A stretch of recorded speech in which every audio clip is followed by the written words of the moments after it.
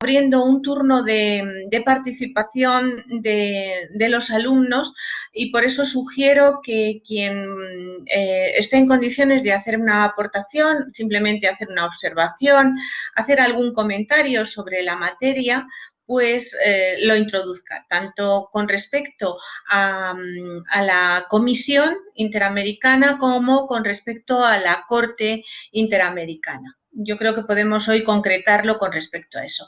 Voy a participarles también un PowerPoint para que pueda servir un poquito de orientación de lo que vayamos, aunque sea a título muy resumido, de lo que vamos exponiendo, sin perjuicio de que en el documento que facilité a la organización de la maestría, pues ese documento general, pues muchas de estas cosas lo tienen muchísimo más completo, y todo ello pues completado con sentencias que se les han ido facilitando y alguna más que todavía les va a ir llegando.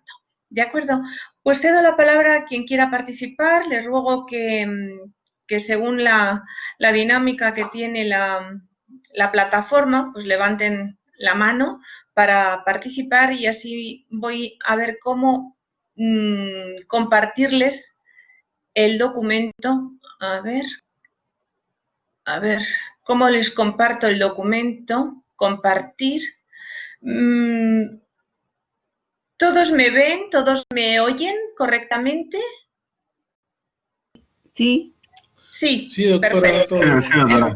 Estupendo, porque yo no les veo a ustedes, entonces estoy un poco perdida. Ah, mira, me contesta la... Sí, efectivamente. Vamos con cámara desactivada. Todos me contestan que sí, que se me oye perfectamente, que se me ve perfectamente.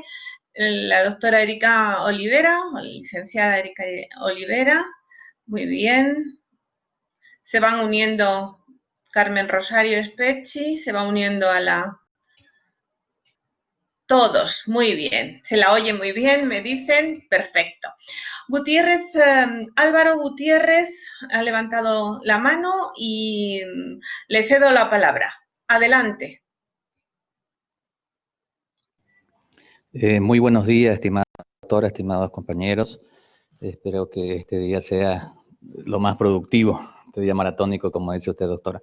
Doctora, qué importante es el principio de la pacta sunt servanda, que es prácticamente la obligación que tienen los estados de cumplir con los convenios y tratados internacionales que han sido ratificados, pues en este caso particular de nuestro estado boliviano. Y qué importante también es los principios en sí, el de prevenir, investigar, sancionar y reparar, ¿no? En ese caso, en ese orden, estimada doctora, mi consulta va a lo siguiente. Resulta que en nuestro actual gobierno, ¿no?, ha impulsado lo que es una denuncia ante la Comisión Interamericana de Derechos Humanos respecto a vulneración a derechos de los pueblos indígenas en el Parque Isiboro-Sécure, el TIMNIS, ¿no? Y claro, el Estado mismo ha promocionado que se investigue y ha promovido la denuncia, ¿no? Lógicamente, esto es un tema más político porque esas supuestas vulneraciones a derechos de los pueblos indígenas han sido realizados en el gobierno anterior. ¿Qué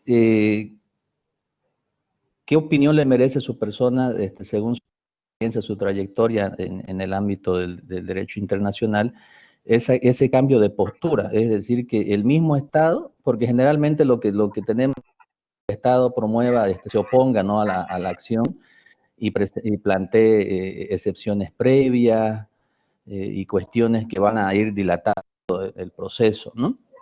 Pero en este caso tenemos todo lo contrario, pero es un tema más, como reitero, es un tema más político, que el mismo Estado promueva que el Estado es responsable. No sé si me entiende la pregunta. Sí, claro, muy correcta la pregunta planteada.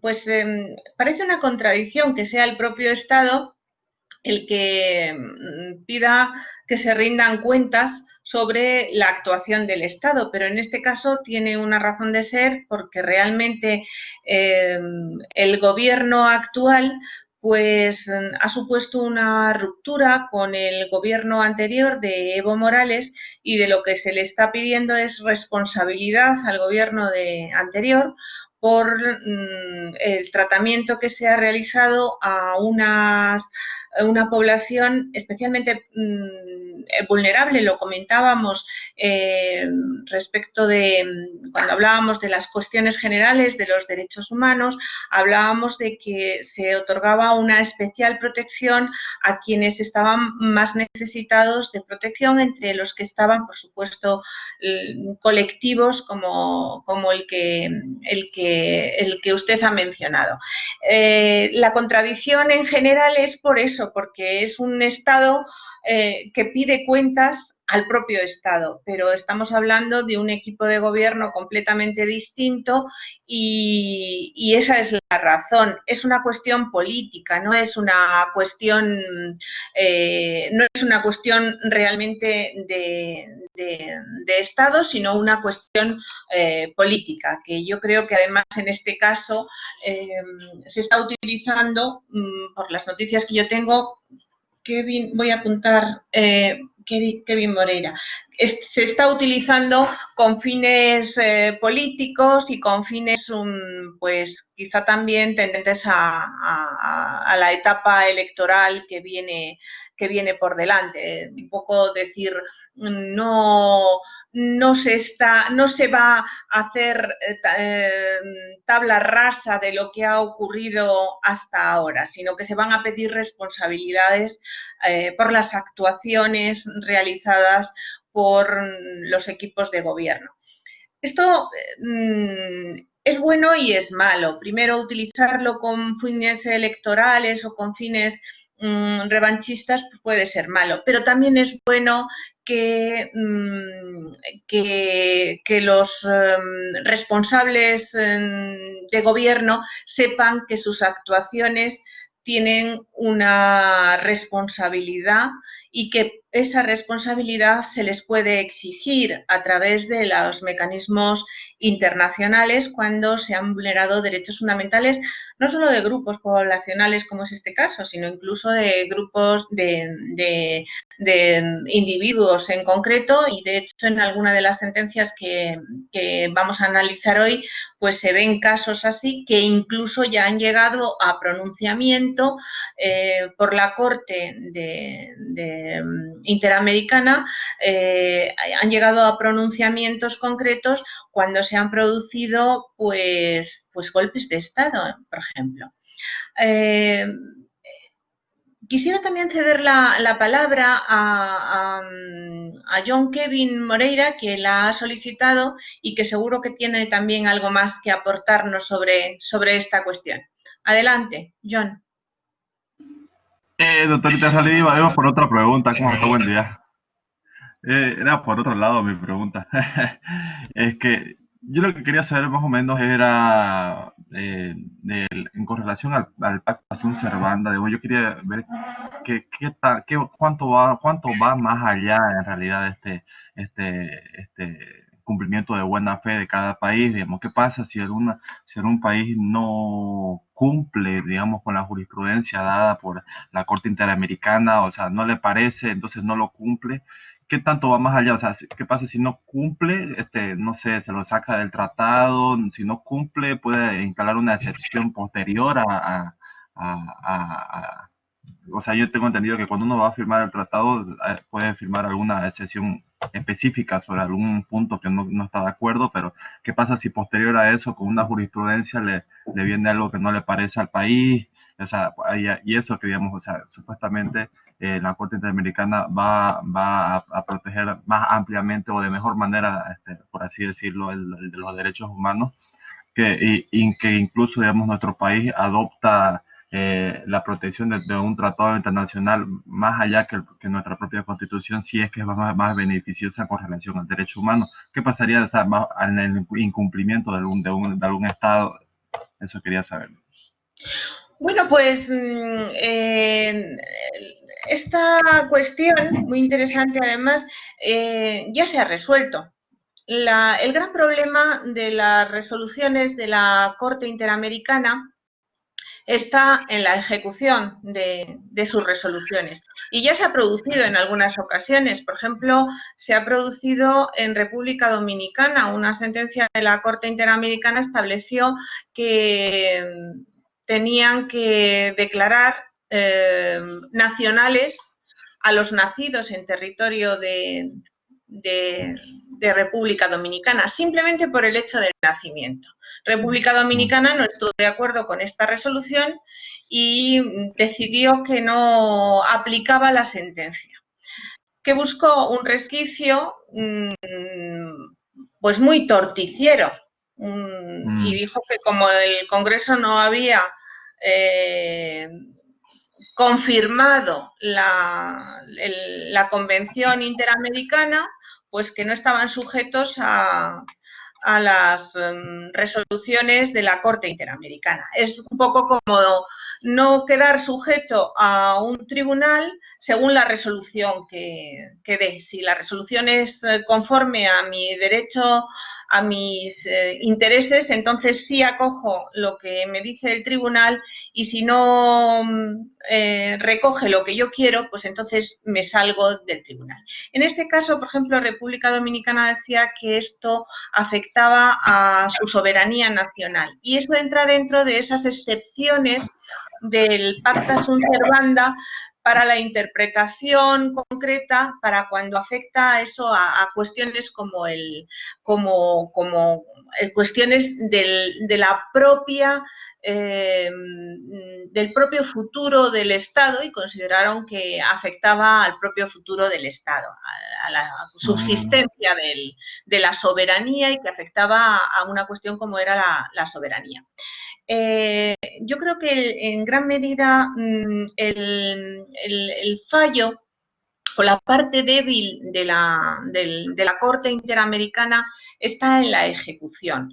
Es verdad que tras un pronunciamiento muchas veces hay un seguimiento de la ejecución concreta de la sentencia, pero hoy lo veremos en alguna sentencia concreta. A veces los estados no cumplen lo que se les recoge en la sentencia, cumplen las cosas más generales, pero luego en muchas ocasiones no acomodan de verdad su ordenamiento jurídico a lo que les pide la resolución concreta de la Corte Interamericana. Ahí es donde está, yo creo, el problema, porque no hay el problema y un poco el fallo. Mirna Arancibia. El fallo importante, que lo ideal sería que hubiera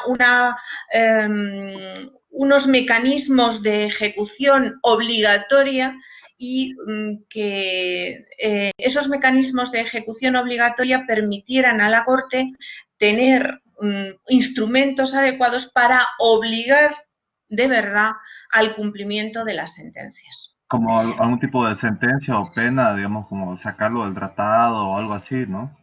Sí, efectivamente, pero hasta ahora en realidad lo que se ha producido es que es el propio Estado el que denuncia el tratado, o sea, la convención, realmente. Pero hay otra pregunta. ¡Ay! He perdido la pregunta que me habían hecho por escrito, no sé cómo recuperarla. Han hecho también una pregunta por escrito y no sé cómo recuperarla. Por favor, le ruego a quien la ha hecho que la vuelva a plantear. Era una pregunta sobre Venezuela.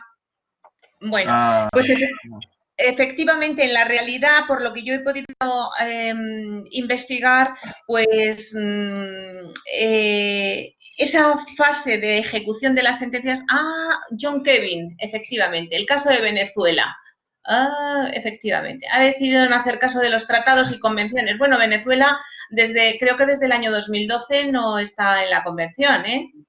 O sea que Venezuela denunció el tratado, denunció la convención. O sea que Venezuela no está con el paraguas de la convención y bajo la jurisdicción de la Corte Interamericana. Venezuela es un supuesto en el que parece, según oyes las cosas y según su estructura, que es un régimen democrático y demás, pero en la realidad pues las cosas no son así. Y de hecho la Corte Interamericana se ha pronunciado en ocasiones con sentencias tremendas, por ejemplo, en cuanto a la libertad de expresión. Pero en estos momentos Venezuela no es un caso a examinar para la Corte porque no está sujeta a la jurisdicción. No sé si desde el año 2012, no me acuerdo muy bien del dato, pero no está en estos momentos sujeta a la Convención. Ha pedido la palabra Mirna Arancibia y se la concedo porque seguramente nos tiene alguna cosa que aportar más sobre esta parte de lo que es la Corte, que ahí es donde yo creo que está su parte, aparte de los retrasos en pronunciarse, que son importantes, porque el sistema de plantear las cuestiones a través de la comisión y demás pues son lentos, pero aparte de eso está en la ejecución, en llevar al debido cumplimiento las resoluciones de la Corte. Adelante, Mirna, por favor. Hola, doctora, buenos días. Sí, mi pregunta prácticamente pasa sobre lo que usted acaba de mencionar. En un caso muy concreto de nuestro país, que es el caso Ibsen Cárdenas versus Bolivia, que es un caso que se refiere a la época de la dictadura con la desaparición forzosa de personas. En ese caso ya existe una sentencia que el Estado boliviano tendría que dar estricto cumplimiento, en la cual se ha establecido algunas condicionantes al margen de la indemnización y la reparación directa a la mamá, a los hermanos del desaparecido en concreto. Se ha establecido sanciones al país, entre las cuales se ha considerado la necesidad de encontrar los restos, el cadáver o los restos óseos del señor Ibsen. Lamentablemente, el Estado boliviano no ha hecho los esfuerzos necesarios para considerar y resolver esta obligación prácticamente legal de encontrar los restos de este ciudadano desaparecido desde 1975-76. ¿Qué es lo que puede suceder si la familia, los hermanos, que son los directos interesados, y es un caso, doctora, de acá de Santa Cruz, que se ha intentado una o dos veces hacer algunas excavaciones en el terreno del General Banzer y no se ha dado con los restos de este ciudadano, pero no ha habido mayor esfuerzo de poder encontrar efectivamente ni al responsable y menos a los restos de Ibsen Cárdenas.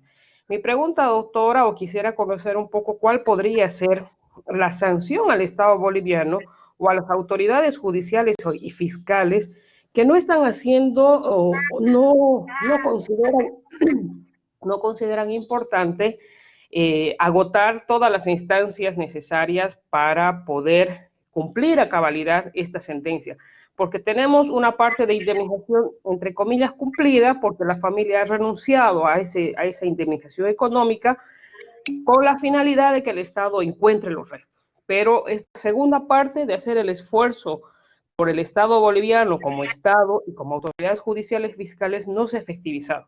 Entonces, quisiera saber cuáles podrían ser las sanciones que tenga el Estado respecto a este incumplimiento que, bueno, en realidad la familia me imagino que lo va a presentar en próximos días o ya lo ha presentado.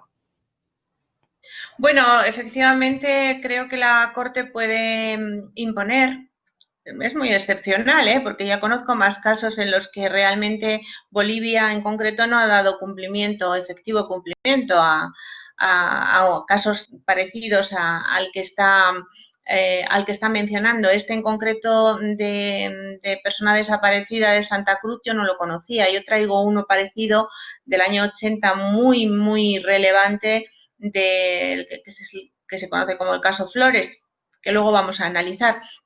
Hay un compañero que dice que se volviera a plantear cuál es la cuestión porque no ha debido de oírlo bien. Simplemente la cuestión es esa, ¿qué mecanismos tiene la Corte o qué mecanismos se podrían aplicar en caso de incumplimiento, como se ha producido en este caso de una persona desaparecida que el Estado boliviano no ha dado cabal cumplimiento a los pronunciamientos de la sentencia sobre esta desaparición forzada o forzosa. Puede imponer multas, pero claro, el problema de la práctica concreta de esa imposición está en la determinación de que el Estado no ha hecho lo que tenía que hacer, y ahí está la dificultad de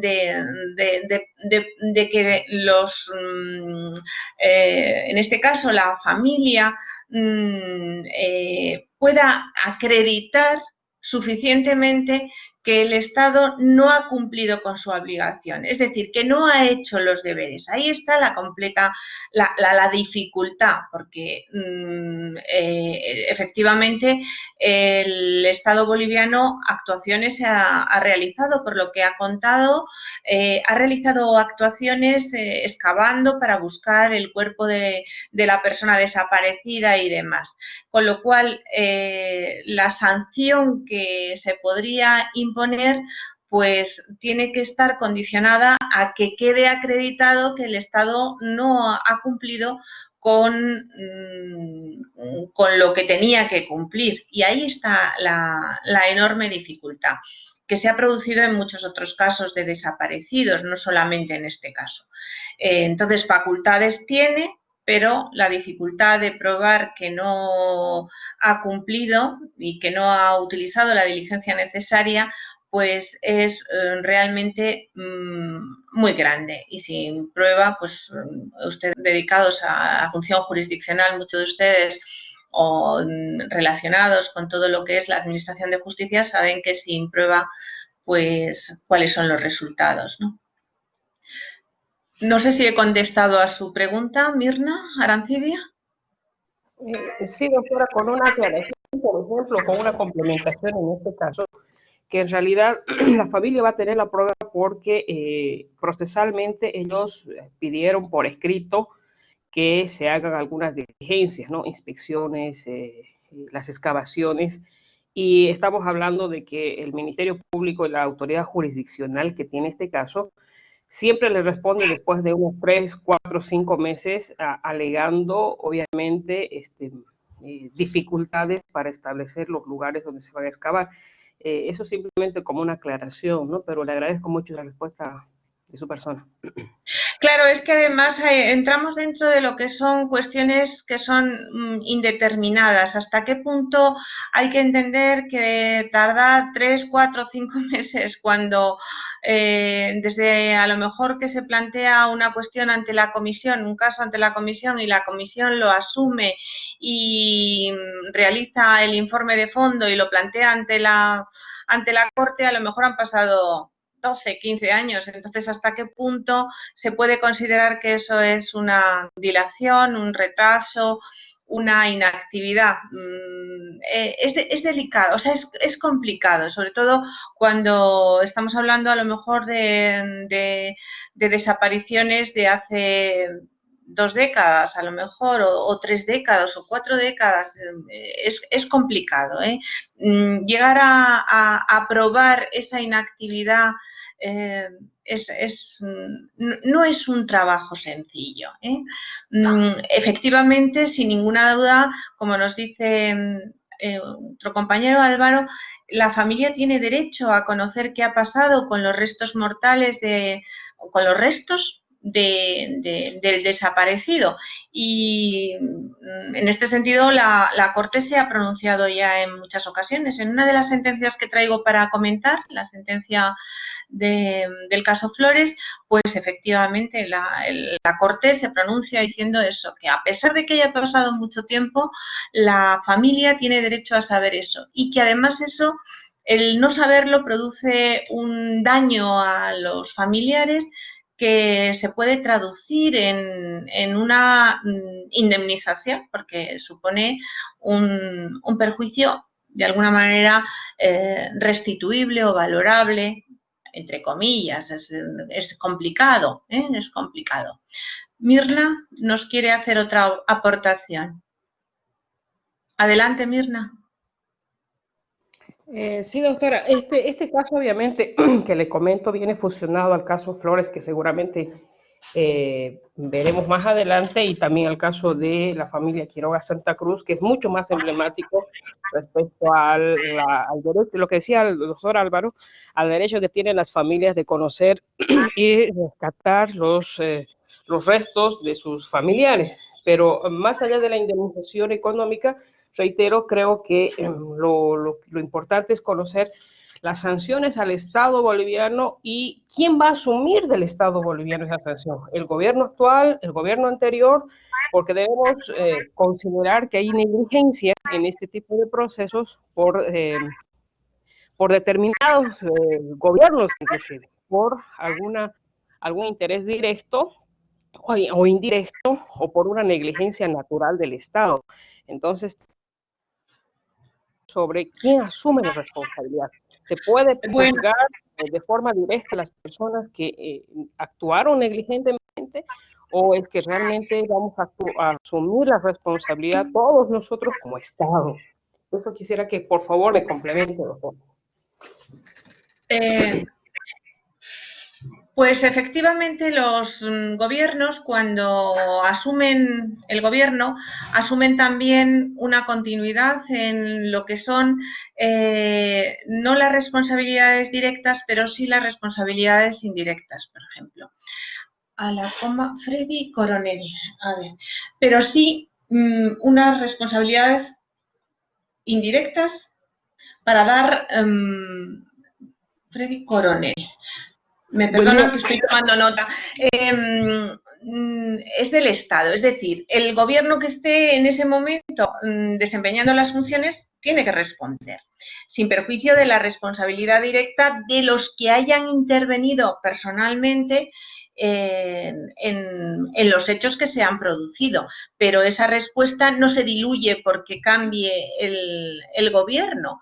Es verdad que, como ocurre en los contratos, el Estado actual podrá repetir contra los responsables en su momento, en el momento en que ocurrieron los hechos, contra los responsables. Yo creo que aquí se aplica esa misma premisa, en mi opinión. Efectivamente, nos lo dice Álvaro, con la acción de repetición, con la acción de repetición. Pero no es que se diluya porque haya cambiado, se diluya la obligación de responder y de, además de acatar esa resolución, por ejemplo, realizando actuaciones positivas como es, por ejemplo, excavaciones o búsquedas o lo que sea.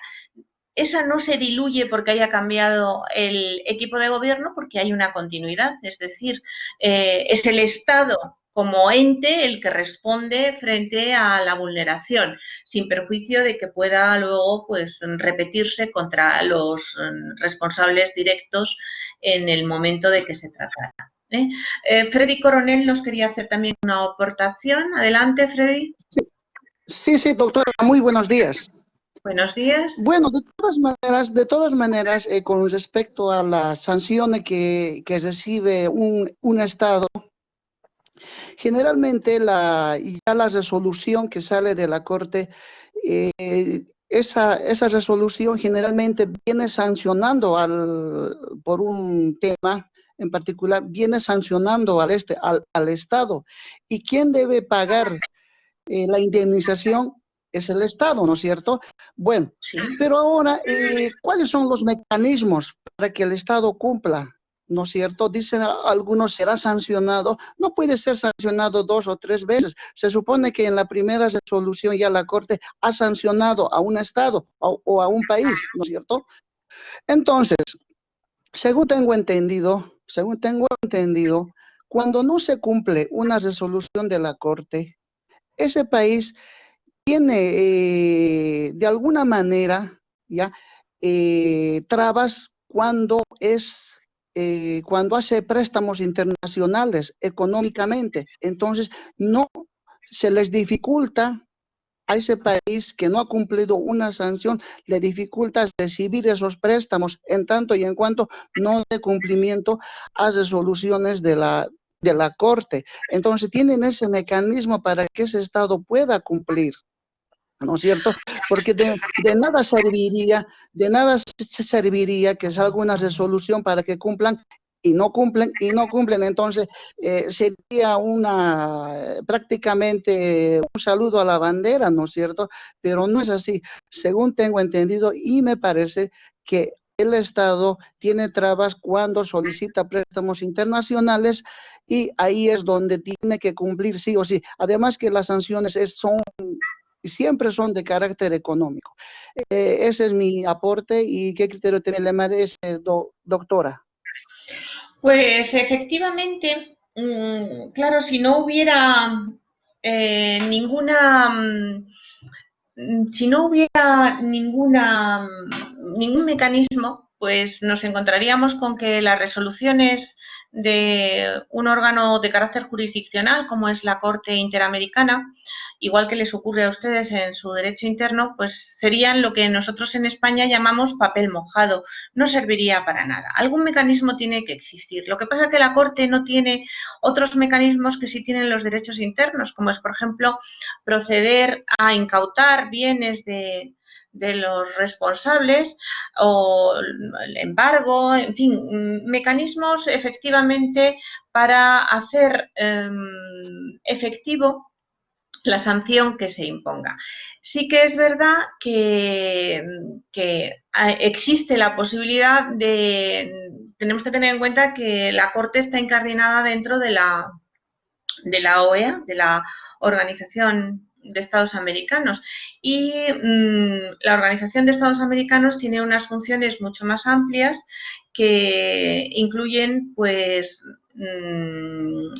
acuerdos, préstamos, cooperación en muchos otros ámbitos y que no son solo los derechos humanos y que indudablemente pueden quedar restringidos al cumplimiento al íntegro cumplimiento de las resoluciones de la Corte Interamericana, efectivamente. Es el único mecanismo, porque mecanismo directo por parte de la Corte, pues yo creo que no existe, o por lo menos yo no lo conozco, mecanismo concreto de decir, bueno, puedo embargar las cuentas o del Estado, o puedo, no, porque además todo eso afectaría a la soberanía.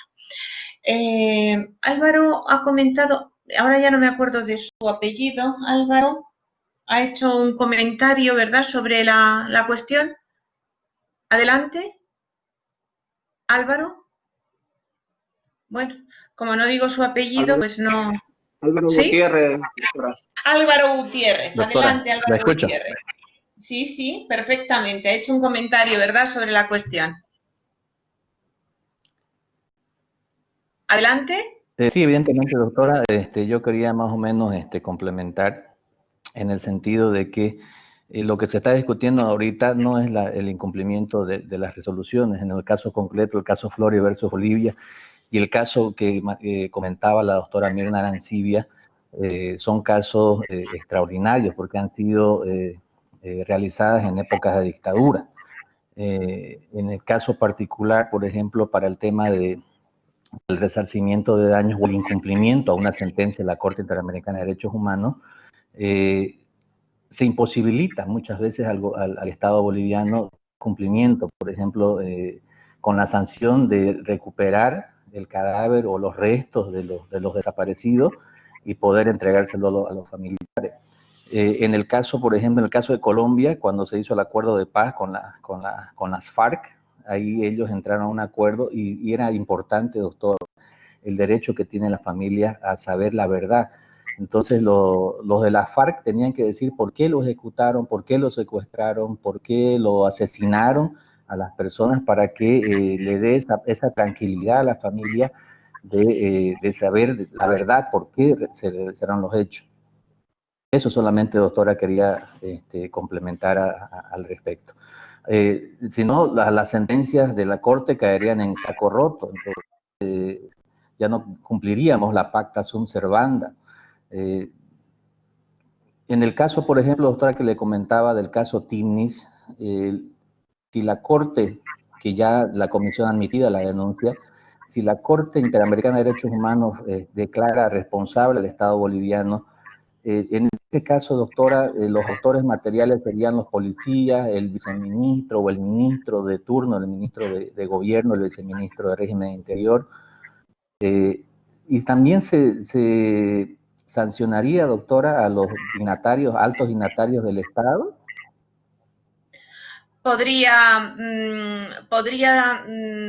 Efectivamente podrían también haber sido sancionados porque a veces es lo que se denomina como la obligación in vigilando, es decir, no por la actuación directa, sino por no haber adoptado las medidas de control necesarias respecto de los que se encuentran bajo su mandato, su responsabilidad. Los pronunciamientos efectivamente de la Corte van más allá de las cuestiones de carácter económico, por ejemplo. Es verdad que en caso de desapariciones forzadas, la Corte incluso ha establecido como pronunciamientos el tratamiento psicológico e integral de la familia, que no llega a descansar por no saber qué ha pasado a lo mejor con los restos, porque se sabe con certeza que se ha producido la muerte, por ejemplo en el caso Flores Bedregal, pero la sentencia recogía incluso ese tratamiento de carácter psicológico integral para la familia.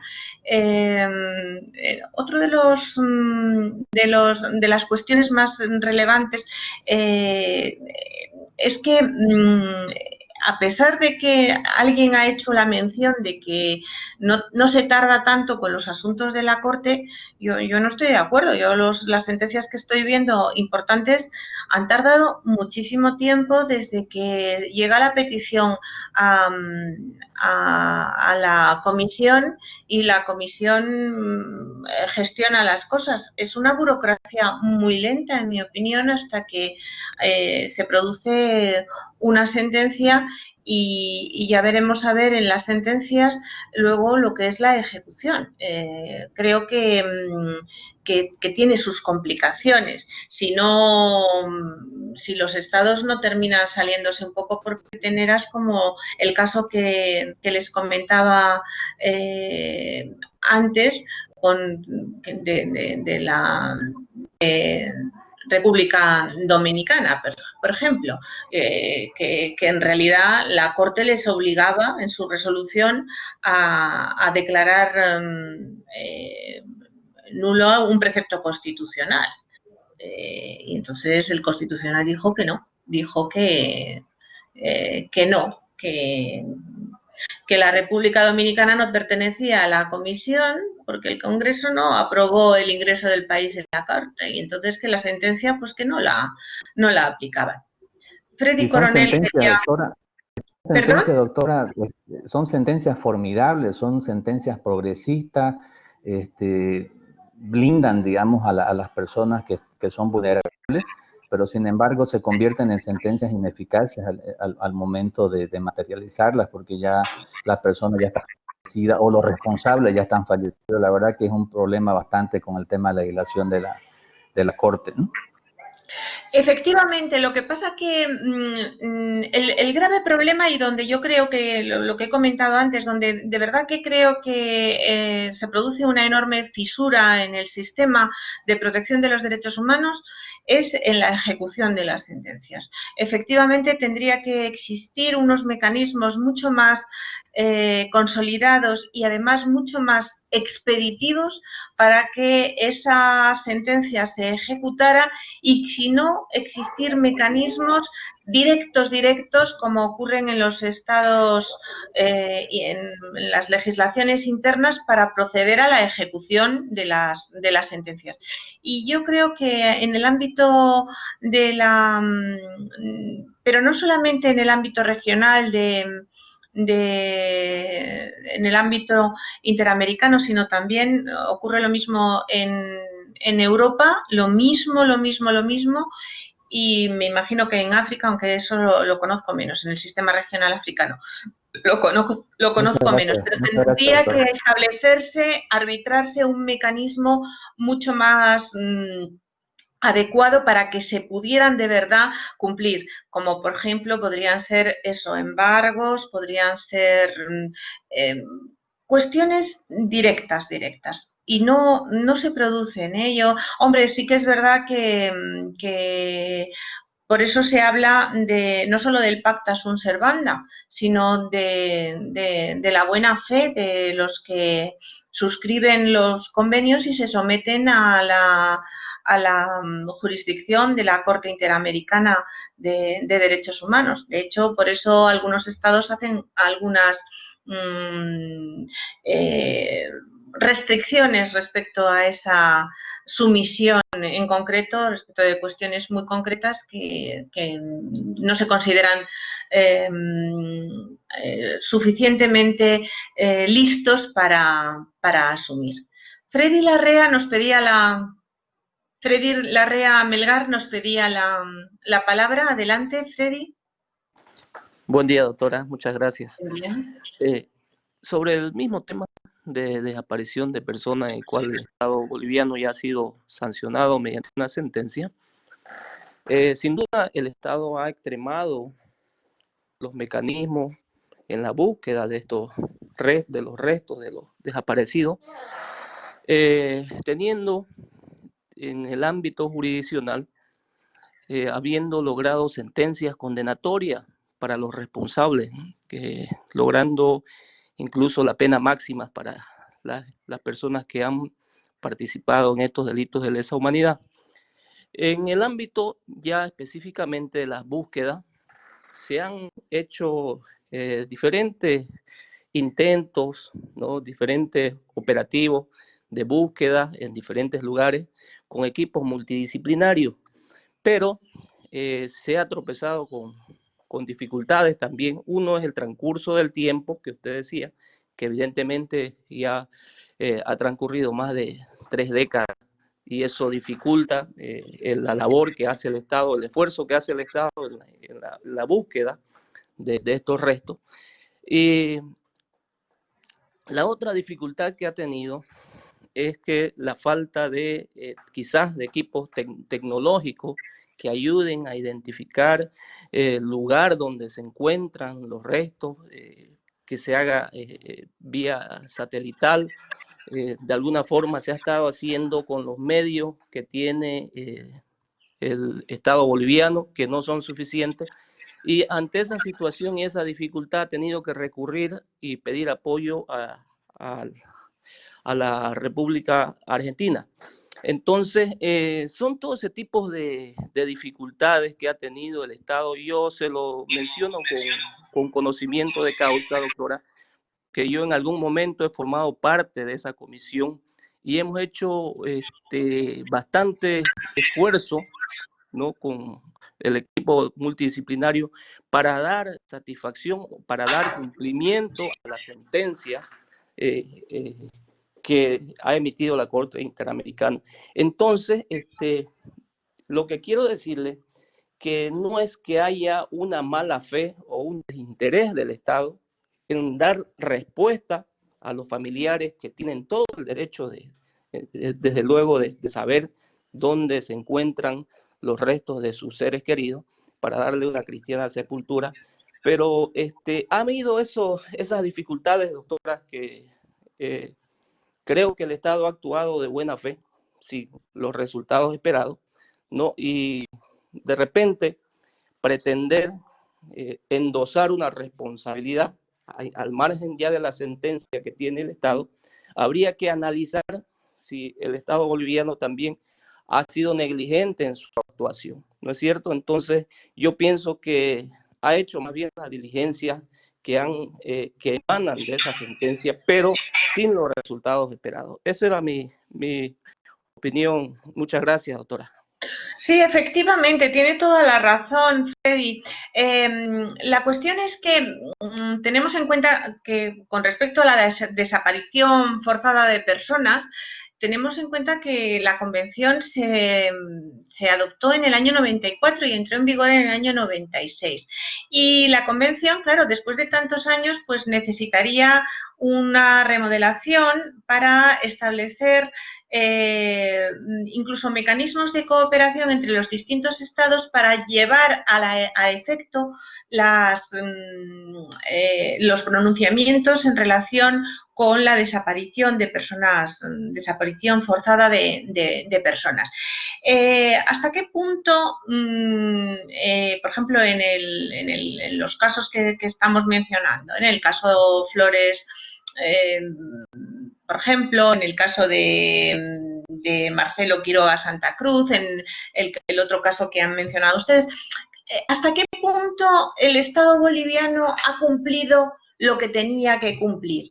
Pues el problema es que, claro, cuando va pasando mucho tiempo, las prioridades que tiene un Estado para hacer frente a las cosas, pues van cambiando, porque frente al derecho que tiene la familia a saber qué es lo que ha pasado con los restos de su familiar y qué ha ocurrido, y a la investigación y a la sanción y a todo eso, frente a ese derecho, pues nos encontramos con que los estados tienen que ir, el equipo de gobierno pues tiene que ir asumiendo, va apagando fuegos, lo más urgente que se va produciendo en el momento determinado. Y entonces, esa prioridad, si no hay ni energía, ni medios, ni capacidades para todo, salvo que estuviera más reglado, por ejemplo, en la Convención Interamericana sobre desaparición de personas, forzada de personas, que no lo está,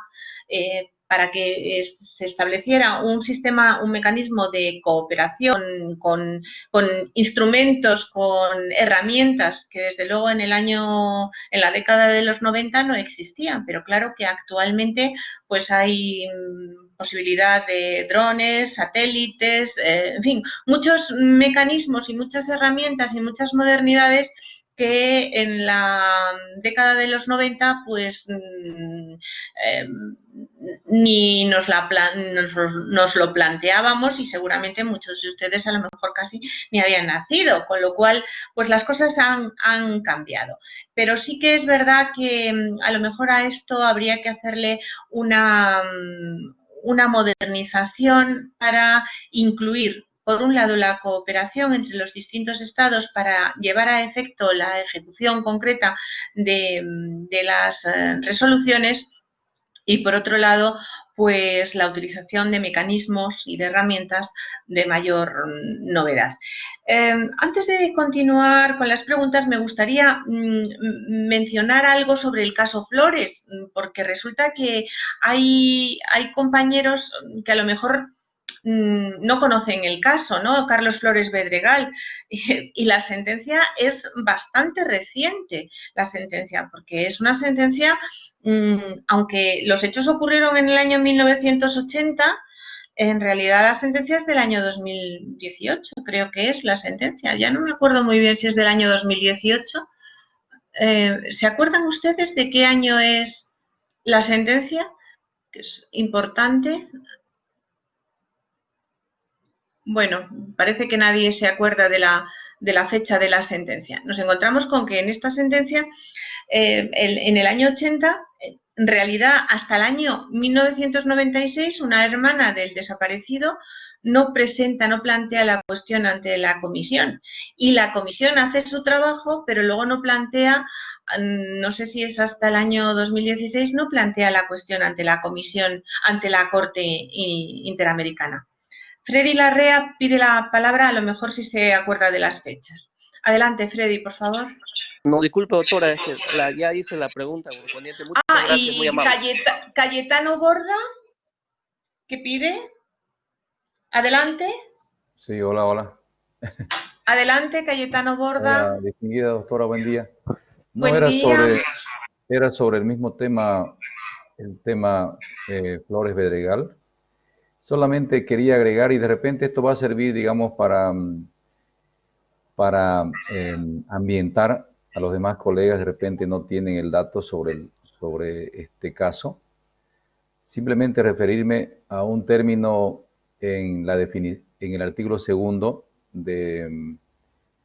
relativo a las definiciones, cuando se refiere a la expresión amigos curiae, que significa la persona o institución ajena al litigio y al proceso que presenta a la Corte razonamientos en torno a los hechos contenidos en el sometimiento del caso, o formula consideraciones jurídicas sobre la materia del proceso, a través de un documento o de un alegato en audiencia. Y justamente a partir de ello, se observa que en la fecha 20 de marzo del año 2020,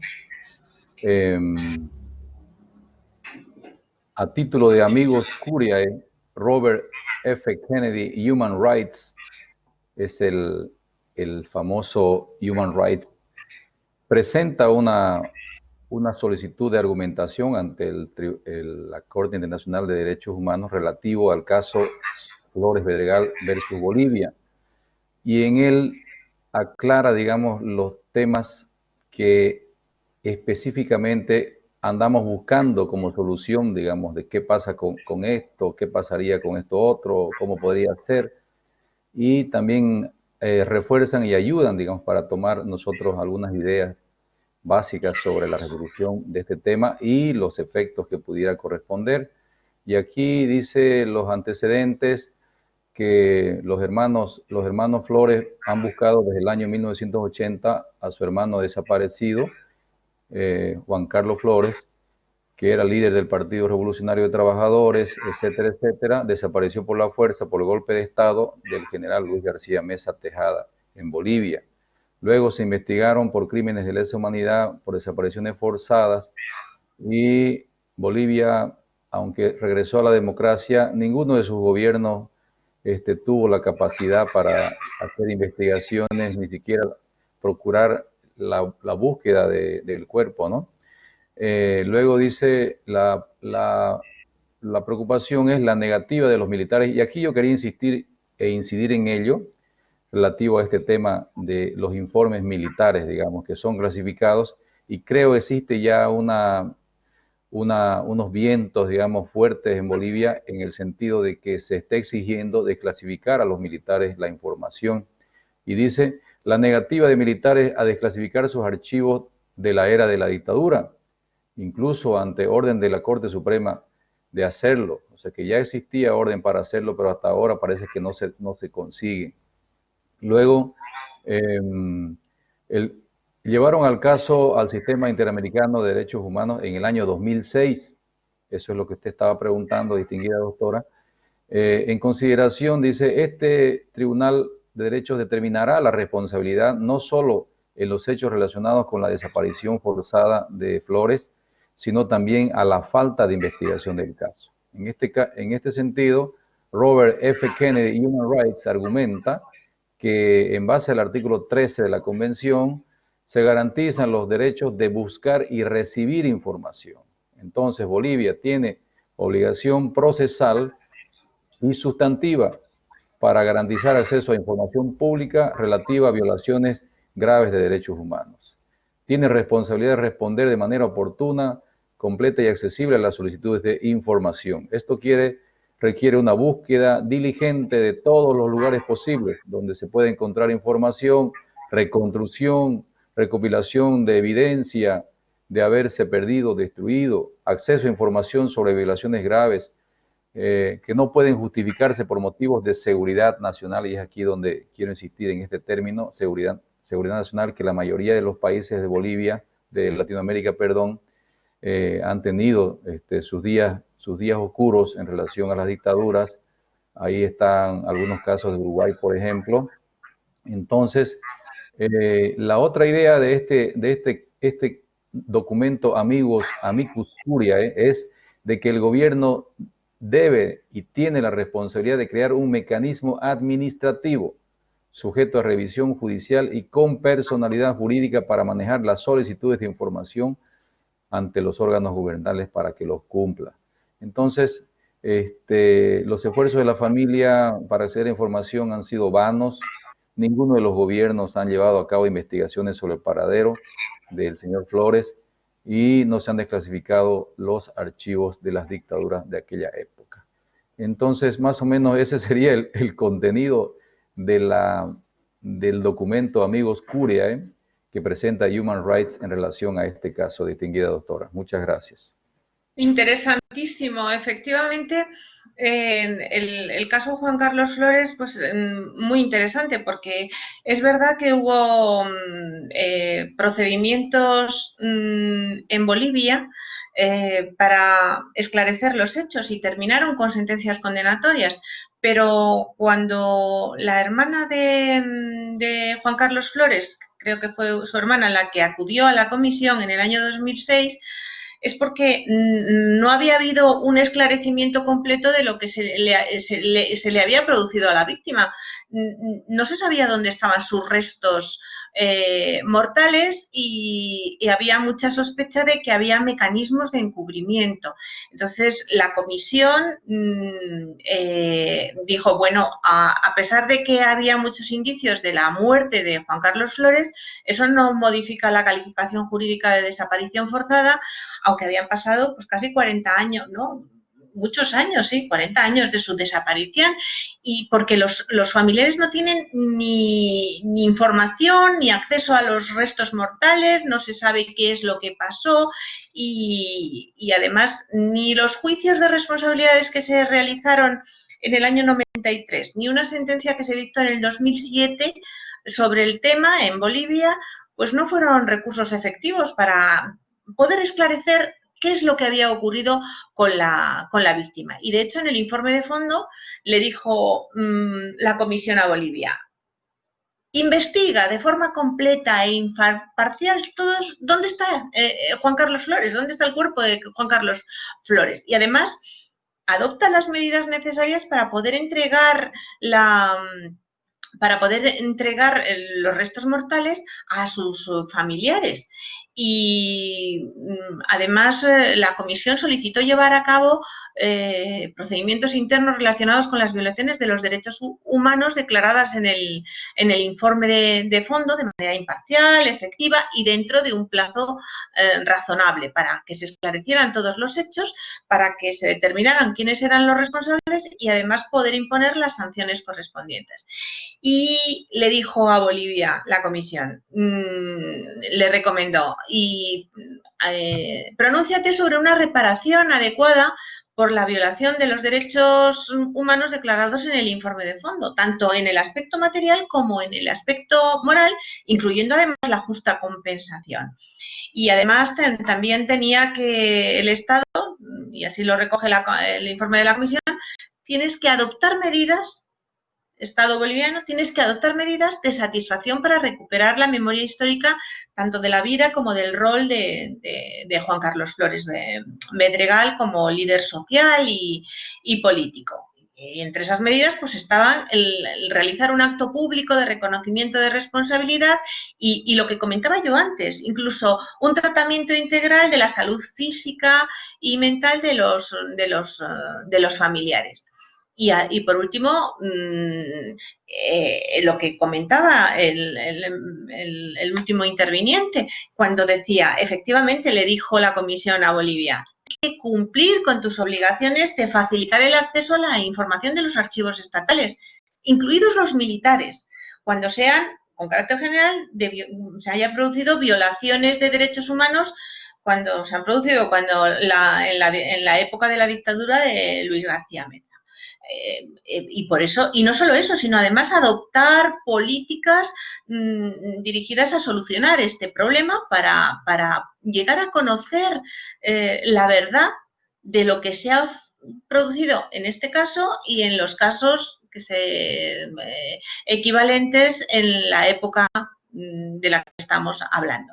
Y además adoptar medidas para que esto no se vuelva a repetir, para que no se produzcan en el futuro hechos similares, incluidos cualquier mecanismo que sea necesario para encontrar los restos de esa persona desaparecida durante, bueno, no solamente de Carlos Flores Bedregal, sino de cualquier desaparecido durante las dictaduras militares que tuvieron lugar en Bolivia, y promulgar normas para establecer esos mecanismos para garantizar el acceso a la información pública en Bolivia, que no haya esos problemas de poder acceder a esa información, incluso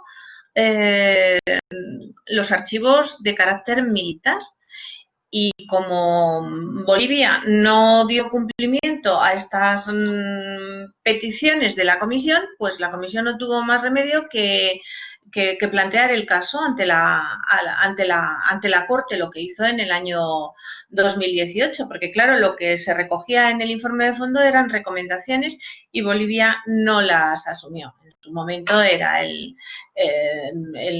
gobierno de Evo Morales, y no las asumió, con lo cual el caso pues tuvo que plantearse ante la Corte, y así se hizo en el año 2018.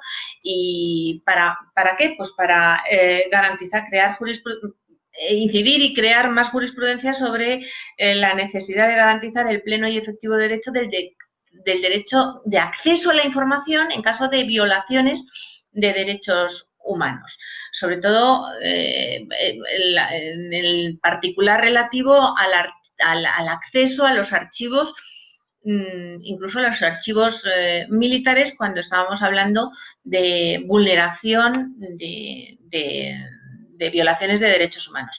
La cuestión se planteó en el año 2018, pero yo creo que todavía, yo por lo menos no he encontrado resolución sobre el caso concreto. Sobre el caso concreto. No sé si con esto he contestado a su cuestión y a sus observaciones tan completas.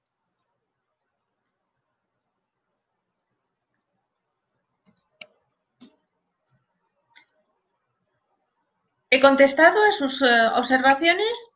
Absolutamente, me dice. Estupendo. Cayetano Borda. Muchas gracias. ¿Alguna cuestión más? ¿No? Bien, pues pasamos a examinar algunas de las sentencias que tengo recogidas, que me parecen pues especialmente interesantes. En realidad, no sentencias. Quiero mencionar en concreto una opinión consultiva que me parece interesantísima y que seguro que planteará alguna cuestión de debate más, salvo que sobre esta cuestión de las desapariciones forzadas alguien quiera hacer alguna observación más antes de que pasemos a otras cuestiones también muy interesantes, pero ya de otra materia. En concreto vamos a pasar a una opinión consultiva sobre la identidad de género, la igualdad y no discriminación a parejas del mismo sexo. Dejo un segundito por si alguien quiere hacer alguna observación antes de que pasemos a esa opinión consultiva que vamos a examinar y en la que vamos a profundizar, que es muy interesante, tuvo mucha trascendencia. ¿Alguien quiere hacer alguna observación? ¿Alguna aportación sobre lo que llevamos mencionado? María Angélica Sánchez, adelante. Buenos días, profesor.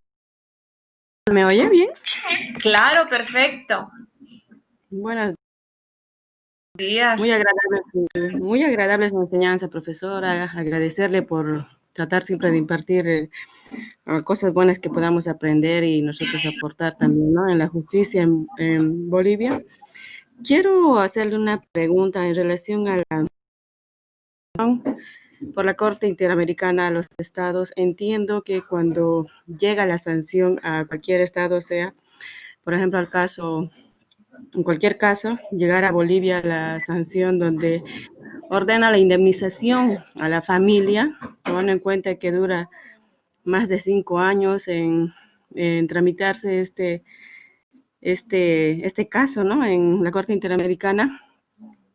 Entiendo que esa sanción y la reparación, si bien el Estado hace el pago de un monto X, el Estado debe hacer la acción recriminatoria a la persona. Y en este caso, si se tratara de una institución a quien debe dirigirse, ¿cómo sería la reparación? Y en relación a la reparación, si esta reparación va directamente a una persona o a una institución. Y si en caso de que fuera una persona la que haya cometido un delito, caso de violación, digamos, ¿no? Una niño o niña, entiendo que cuando solicitan la reparación y digamos el acusado o la persona que ha cometido el delito habría fallecido, la sanción puede ser pagada incluso por los familiares, ¿esto es cierto? Por la Pues reparación del daño económico. esto entra dentro de lo que son las reglas generales de responsabilidad que nosotros aquí en España lo llamamos la responsabilidad civil derivada del delito, que por razones de economía procesal se sustancian en el mismo procedimiento, en el procedimiento en el que se exige la responsabilidad penal. Efectivamente, los herederos de alguien pues no solamente heredan sus bienes, sino también sus obligaciones de todo tipo, incluidas las relativas al pronunciamiento de una sentencia que recoge una responsabilidad económica por unos hechos cometidos por su familiar. Estaría sujeto a las mismas reglas.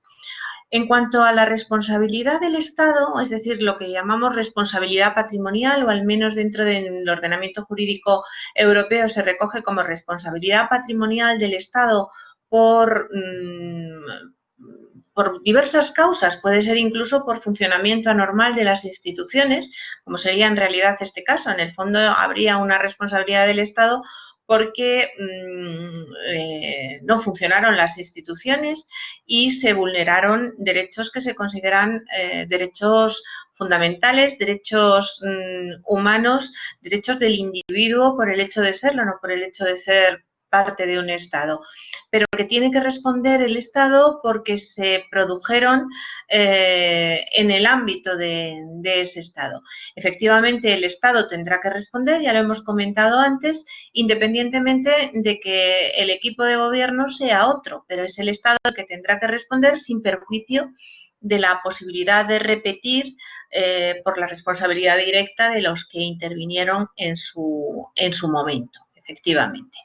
No sé si con eso he contestado a su pregunta.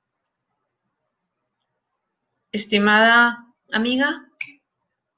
Sí, parece sí, muchas que... gracias, profesor. Bien, parece que sí, que se ha contestado, efectivamente. De todas formas, es un tema complicado y sobre todo porque los asuntos se dilatan muchísimo, muchísimo y sí que es verdad que se parte de la buena fe de los Estados, puesto que no tienen obligación de incorporarse a la Convención y no tienen obligación de someterse a la jurisdicción de la Corte, pero si lo hacen, no tienen más remedio que cumplir cabalmente lo que se recoge. Pero sí que es verdad que lo comentaba uno de los asistentes a la sesión de hoy, que los Estados a veces sí que lo intentan, lo hacen, realizan actuaciones para el cumplimiento, como comentaba que se había realizado en Bolivia, para el cumplimiento de la resolución, pero a veces el paso del tiempo pues hace imposible. Es más, hay en algunas ocasiones que decíamos que una de las excepciones al pacta sunt servanda es la imposibilidad física, porque, bueno, pues haya desaparecido, haya fallecido la persona a la que había que aplicar determinadas medidas o que tenía la condena directa en concreto. porque entonces no se puede realizar. Con respecto a lo que es el cumplimiento o el resarcimiento de carácter económico, pues entonces ahí sí hay mucha más margen, todo lo que se pueda traducir a dinero tiene mucho más margen para poderse realizar. Y en muchas ocasiones la respuesta de la condena que recoge la sentencia y la respuesta que tiene que dar el Estado es una respuesta que es de resarcimiento moral, ¿no? Es publicar la sentencia, publicar, por ejemplo, el resumen de la sentencia en un medio de comunicación, publicar en una página web del organismo oficial, a lo mejor durante un año, la sentencia completa, hacer un acto de reivindicación de la personalidad de alguien en concreto. En fin, son actuaciones que los estados sí que van realizando en cumplimiento, pero hay otras que, bueno, pues que efectivamente a veces encontrar los restos mortales de alguien cuando han pasado 40 años, pues implica grandes complicaciones y no hay medios para poderlo realizar. Y hasta dónde llega la responsabilidad del Estado porque no ha utilizado la diligencia necesaria para realizarlo. Bueno, pues a veces hay que hacer un orden de prioridades de un Estado de lo que es más esencial, a lo mejor no solamente para la familia en concreto, aunque tenga derecho a saber qué ha pasado con esos restos mortales, sino para la generalidad de la población. Bien. Quería hacer una especial mención de esta opinión consultiva que me parece interesantísima y que produjo efectos muy trascendentes. Incluso pudo afectar a las elecciones del país que planteó la opinión consultiva, que era Costa Rica. Se plantea una opinión, ya sabemos que el otro día ayer comentábamos que entre las funciones de la Corte, aparte de las funciones jurisdiccionales propiamente dichas, como en su carácter de tribunal de justicia, pues también tenía unas funciones de carácter consultivo, que son muy trascendentes para los países iberoamericanos sujetos a su jurisdicción. Esta opinión consultiva del año 2017 se formula por la República de Costa Rica en relación con la identidad de género, la igualdad y no discriminación de las parejas del mismo sexo. No solo las respuestas a esta opinión van a dar como resultado modificaciones dentro de Costa Rica, sino que incluso hay otros países como Ecuador que incorporó novedades importantes y muy trascendentes a su ordenamiento jurídico. El caso pues, se remonta al año 2016. Se plantea una solicitud de opinión consultiva para determinar si el Pacto de San José, es decir, la Convención la Convención Americana, protege el reconocimiento del cambio de nombre de las personas de acuerdo con la identidad de género de cada uno y si el Código Civil de Costa Rica tiene un procedimiento que se considere óptimo desde el prisma de la Corte Interamericana para aquellas personas que quieran optar por un cambio de nombre según el género con el que se identifiquen. Y además, si la Convención Americana reconoce y protege los derechos patrimoniales que se deriven del vínculo entre personas del mismo sexo. Y la Corte, en una decisión que se puede calificar de histórica, pues determinó que el derecho de las personas a acceder a un cambio de nombre según el género con el que se identifique debe ser en vía administrativa y además gratuito y rápido, y que es un derecho protegido por la Convención Americana de Derechos Humanos y que además todos los Estados miembros del Sistema Interamericano de Derechos Humanos tenían la obligación de garantizar el acceso de las parejas homosexuales a las figuras jurídicas que dan protección a la familia, incluyendo pues, el matrimonio. Tras esto, Costa Rica plantea 5 cuestiones a la Corte y le dice que bueno, pues que le especifique cosas muy concretas sobre este particular tan general que había planteado. Y la Corte examina las cuestiones y dice, efectivamente, son cuestiones a las que debo de dar respuesta. Tengo la competencia, tengo la legitimación para realizarlo, y una de las preguntas que le hacía Costa Rica a la Corte era, teniendo en cuenta que la identidad de género es algo protegido dentro de la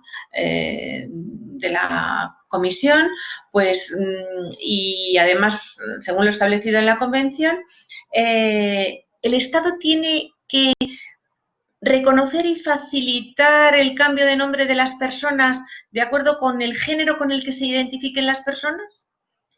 En caso de que la respuesta sea afirmativa, ¿se puede considerar contrario a lo establecido que la persona que quiere modificar su nombre de pila solo pueda acudir a un proceso jurisdiccional?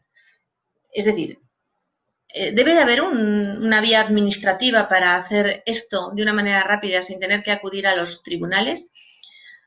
La tercera cuestión que plantea respecto a este particular Costa Rica es, en concreto, ¿qué pasa con su artículo 54 del Código Civil? Ese artículo tiene que ser interpretado en el sentido de que quien desea cambiar su nombre de pila, según cómo se sienta, el género que sienta por dentro, tiene que someterse al proceso jurisdiccional, o el Estado les tiene que proveer de un sistema, pues eso, administrativo, gratuito, rápido, accesible, etcétera.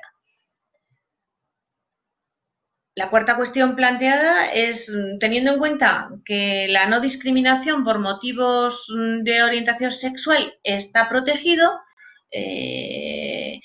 y ¿es necesario que el Estado reconozca entonces todos los derechos patrimoniales que se deriven de un vínculo entre personas del mismo sexo? Y por último, en caso de que sea afirmativa la respuesta que la Corte, le dice Costa Rica a la Corte, en caso de que sea afirmativa la respuesta que me des, ¿es necesaria la existencia de una figura jurídica que regule los vínculos entre personas del mismo sexo para que el Estado tenga que reconocer los derechos patrimoniales que se derivan de esa relación, o no es necesario? A ver, el paso. ¿O no es necesario?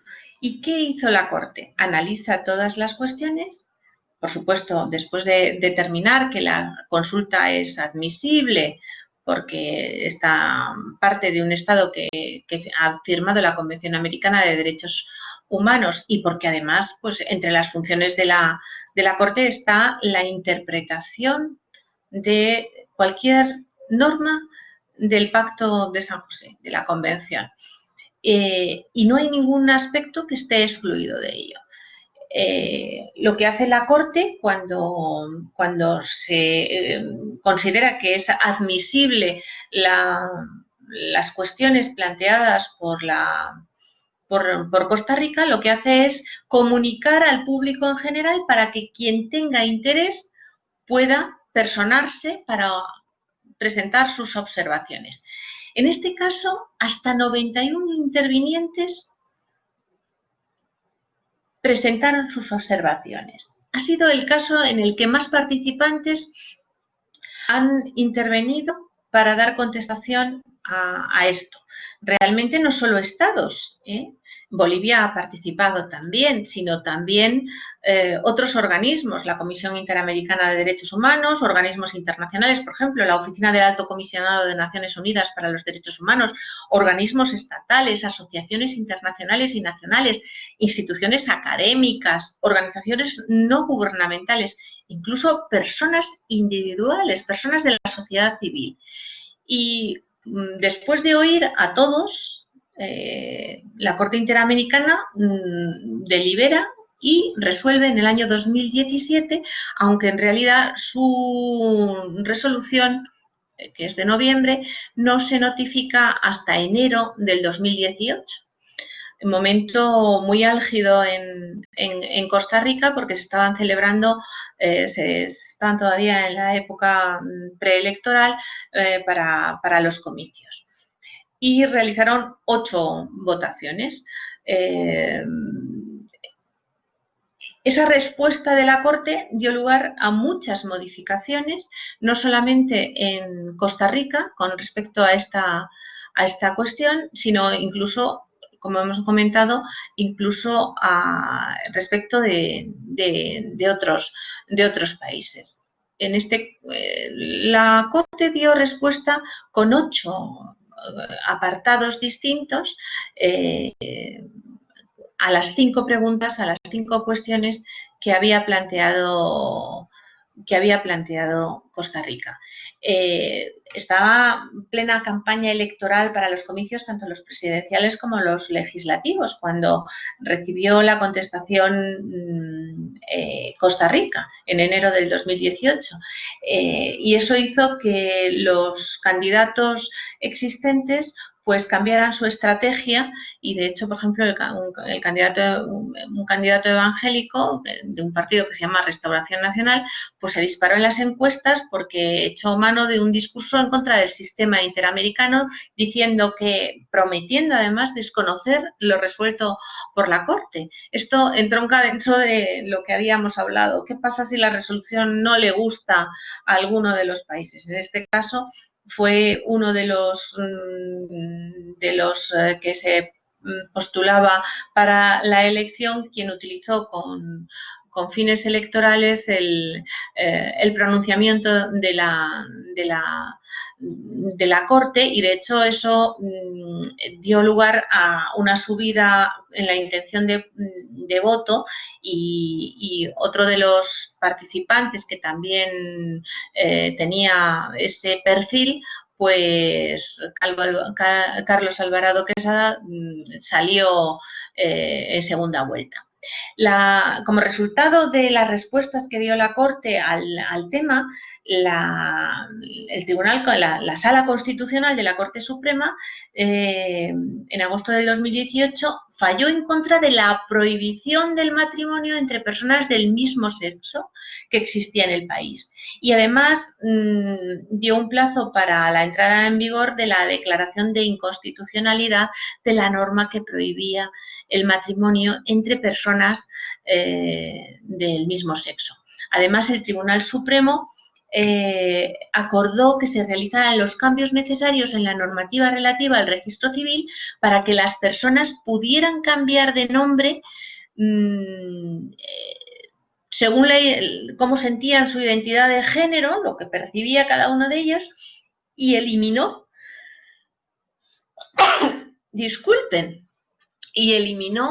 de las cédulas de identidad la indicación del sexo, para evitar que hubiera discrepancias entre la identidad de género percibida por la persona y lo que recogía la cédula de identidad del registro civil.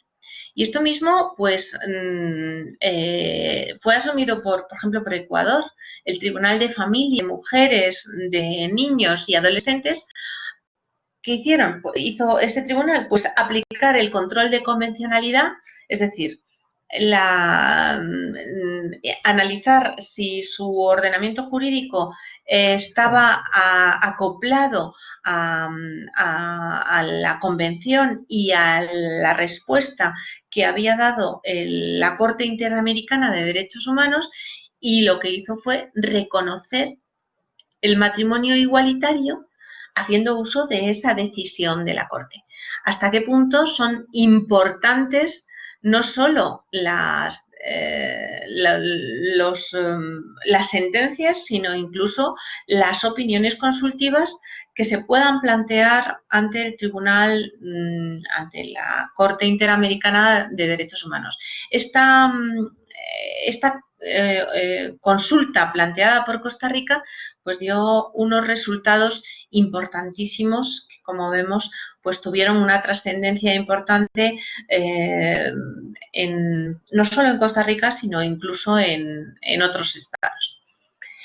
Bueno, pues antes de pasar a otro análisis concreto que nos da muchísima información sobre la importancia de los pronunciamientos de la Corte Interamericana de Derechos Humanos, que por cierto tiene unas resoluciones extraordinarias, extraordinarias. Es verdad que son lentas, que deberían de ser mucho más ágiles y además debería de tener una fuerza ejecutiva y unos mecanismos de ejecución mayores, pero el rigor con el que están pronunciadas son extraordinarias.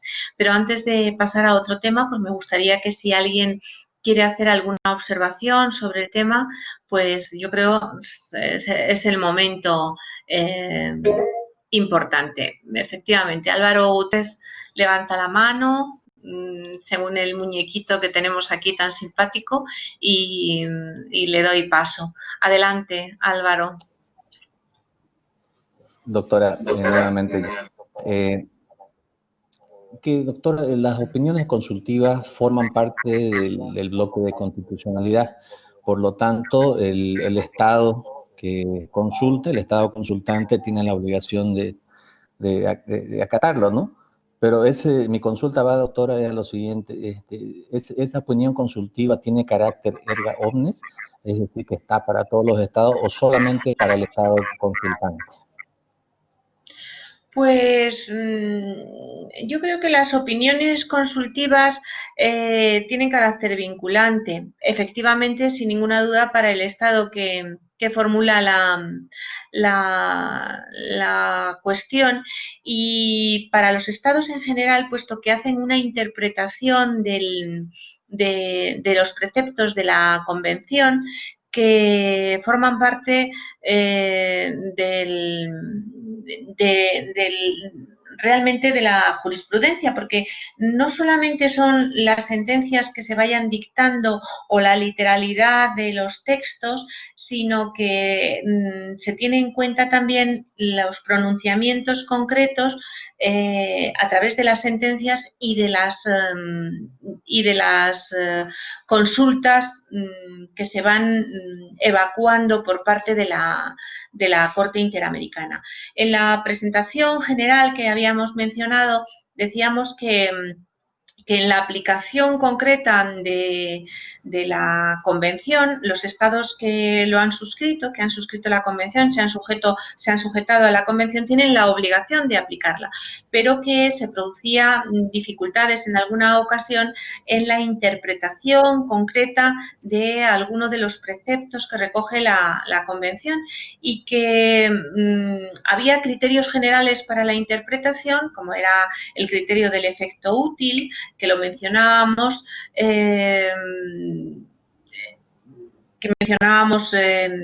no sé si ayer o antes de ayer, el efecto útil, y condicionado un poco por las circunstancias del momento en concreto en el que se va a aplicar la resolución, pero en el que se va a aplicar el precepto concreto de la Convención. Pero efectivamente, tanto la Convención como las resoluciones de la Corte, la jurisprudencia que va dictando y las consultas que va evacuando forman parte del bloque completo de interpretación que hay que dar a la Convención. Y como la Convención es de aplicación directa, y de hecho los administradores de justicia, no solamente dentro del ámbito jurisdiccional, sino incluso dentro del ámbito administrativo, de otros órganos del Estado, tienen que aplicar los preceptos de la Convención. Y de hecho los tribunales lo realizan, y los miembros del Poder Judicial lo realizan a través de lo que se denomina el examen de convencionalidad. Alguien que ha hecho una mención por escrito y ahora desaparece de la pantalla. No sé si esto, Álvaro Gutiérrez, estimado amigo, ha contestado a su cuestión, a su pregunta. Muchísimas gracias, doctora, muy claro. Ha habido alguien que ha hecho una observación por escrito y me desaparece de la pantalla y no sé cómo recuperarla. Si quiere Fui yo, volverla... Dorita. Fui yo. No, lo que quería preguntar era si, o sea, ¿cuál sería la regla de toda resolución de la Corte? ¿De ser interpartes o interpares para ser utilizado como jurisprudencia? O sea, no sé, por ahí, digamos, por ahí toda resolución, por ahí está la regla de que toda resolución solamente va a ser interparte y que tiene que estar explícitamente ahí en la resolución que sea interpares para poder utilizarlo como jurisprudencia, o dependiendo de cada caso. Esa era mi Bueno, pregunta. indudablemente todo forma parte de la interpretación, o sea, de los mecanismos de interpretación que se recogen, pero las resoluciones y las consultas forman parte de esa interpretación. Todo ello con la base que se recoge con carácter general del principio pro homine, es decir, lo que recoja el derecho más amplio para las personas, para los individuos y para los grupos sujetos a protección especial dentro de este bloque de derechos humanos. O sea, forma un todo de lo que es la interpretación. Pero ya veíamos el otro día, no sé si el primer día de nuestra maestría, que las reglas de interpretación también van evolucionando porque, claro, tanto la convención como las convenciones complementarias que hemos ido mencionando, pues nacen en un momento determinado de la historia y de la situación de los países. Todo eso va evolucionando a medida que va pasando el tiempo y no es algo estático, con lo cual hay que adecuarlo a las circunstancias y a la cultura en concreto del momento en el que se va a aplicar, partiendo siempre de esas reglas generales pro homine, del efecto útil, de la buena fe, ese tipo de cuestiones. Pero todo forma parte del bloque de interpretación, es decir, como la regla general, partiendo de la literalidad y luego hay que ir aplicando en círculos los criterios que van naciendo o que tienen que nutrirse también de la evolución que se va produciendo en las sociedades. ¿Puede una persona llevar sus hechos o acudir a la corte estando pendiente de resolución? ¡Ay! Ya lo he perdido. Es que dura un minuto. Estando pendiente de resolución y ahí ya lo he perdido. Se me ha ido de la pantalla. Por favor, quien haya hecho que lo complete, que me lo vuelva a plantear o que lo verbalice, por favor. Puede ser, doctorita, que abajo a la derecha no le sale un ticket lila, ahí se abre la ventanita y donde uno le da en una burbujita de chat, ahí le aparecería todo el chat, por ahí le va a aparecer así. A ver, dice que es algo de color lila. Ajá, A la una derecha. flechita. Abajo de su pantalla, en la parte inferior a la derecha, hay un botoncito lila que dice abrir el panel de control. Abrir panel de control, mis ajustes, cerrar panel Esta- de colaboración, cerrar Exactamente, panel. exactamente. El primero de la izquierda sería, el primero de la izquierda, de lo que se abrió, el primer botoncito de la izquierda están todos los chats, ahí le quedaría registro. Aquí, a ver, no, ¿Le salió? aquí no. No, me aparece uno que pone mis ajustes. ¿Ese? Ajá, ajuste, a la izquierda dice compartir contenido y a la izquierda dice cuántas personas están conectadas y a la izquierda está ya el registro de todos los mensajes. Si no le sale El eso, chat, efectivamente, chat, eso, todo. ahí está, eso, ahí está. A ver, aquí está. Ay, mira, he aprendido una cosa más. Muchas gracias. No se Vamos a ver. preocupe. Estupendo, sí, sí, efectivamente. Hay aquí muchas preguntas. Cerrar, a ver. ¿Puede una persona llevar sus hechos? Uy, qué útil, muchas gracias. ¿Puede una persona llevar sus hechos o acudir a la Corte, a la Comisión, estando pendiente de resolución la tramitación de su reclamo o petición en la jurisdicción ordinaria boliviana? Bueno, no, hemos dicho que lo primero que hay que hacer es agotar los mecanismos internos para acudir a la regla general, para acudir a los tribunales internacionales. Hay que buscar primero la protección en los tribunales internos. Lo que pasa que cuando ya se sabe que la dilación es de tales características y la paralización es de tales características, la Comisión sí que ha permitido que se planteen las cuestiones cuando ya no hay posibilidad de que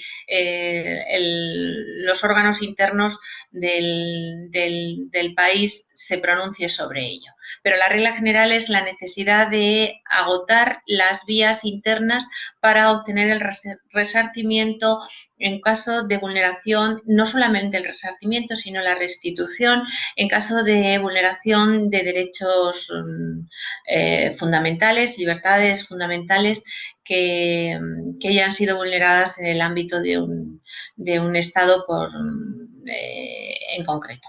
Pero sí que como última posibilidad, en caso de paralización absoluta de los tribunales internos, sí cabría la posibilidad. No es la regla general es el agotamiento de los mecanismos internos. ¿Alguna cuestión más? ¿No? Bueno, ¿les parece que hagamos un pequeño recesito? Un pequeño recesito para un café, un agua, algo, y nos reincorporamos en 10-15 minutos, ¿les parece? Perfecto. Perfecto, doctorita, perfecto. Muy bien, pues en 10-15 minutos nos vemos, ¿de acuerdo? Chao, chao, hasta pronto. 15 minutos, muy bien, pues 15 minutos, ¿de acuerdo? Venga, hasta pronto. Chao.